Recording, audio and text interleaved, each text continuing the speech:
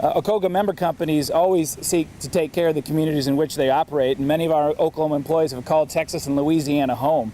So this is very personal for them. Many of them have lived in these areas, and they know very well what this damage means to those communities. The impact has been devastating, and we have many employees and many citizens. This isn't just about the Oklahoma oil and gas industry. This is about citizens across the state asking what more can we do. And so we're here today to help provide another way for Oklahoma citizens to step up and help. The Oklahoma Red Cross has deployed employees and volunteers and resources already to the front lines, but more materials are needed.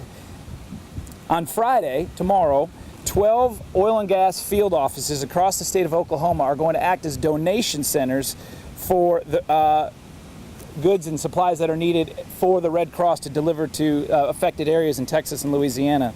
These locations are spread across the state and will be open all day tomorrow beginning at 8 a.m.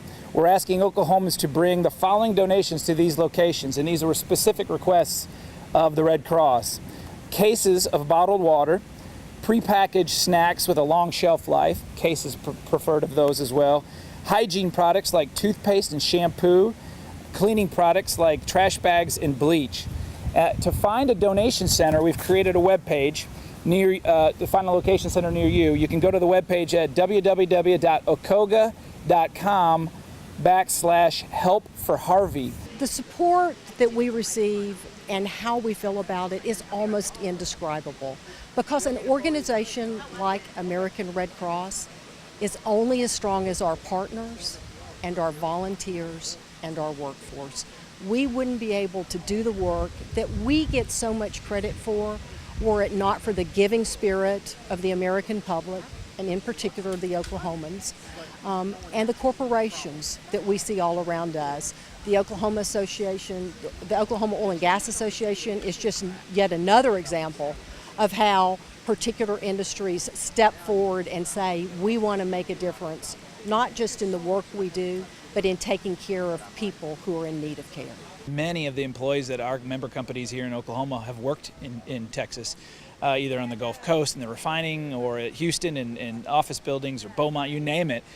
They're spread out all over Texas, and so they have a really strong connection. We had an employee yesterday, was a member of ours, who was telling me about his neighborhood. He'd recently lived in Houston, and his neighborhood back home was completely flooded. So you could tell he was, I'm really thoughtful about what that would have meant like for him to still have been in the neighborhood. So there's a really strong connection. There's a lot of back and forth every day, as you know, between Houston and Oklahoma City and the Gulf Coast as well. So that was a unique tie, I think, to the area that's been affected, and that's what it made it easy for them to want to step up and help. I would love to see that we have traffic backed up out here on Western, and people are coming, and we run out of places to stack stuff, and that we actually put the Red Cross under duress in trying to deliver all this stuff to the Gulf Coast. And I want to emphasize, it's not a Houston issue.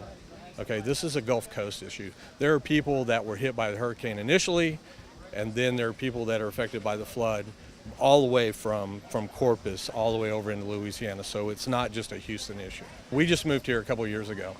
My family and I basically lived through Allison, which was a major flooding event, but nothing even close to what this is. I don't think people can imagine what's about to happen. So think about the size of all the houses in Oklahoma City with 2 or 3 feet of water in them. And when that water goes away, what's it going to be like? You're going to have to get all the construction redone. And it's not all going to happen at once, because those walls have to be torn out, that carpet has to be torn out. It just has to be basically rebuilt. And it's not just the homes, it's all the businesses.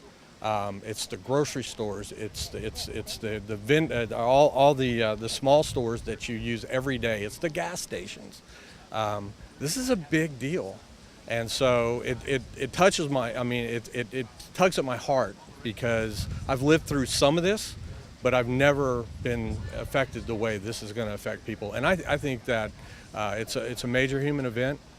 I'm really hoping that Oklahoma will open their hearts and help the people, but it's going to be ongoing. It's not going to, the press is going to leave, and 6 months from now, everybody's still going to be dealing with this. So it's going to be a long, drug out saga.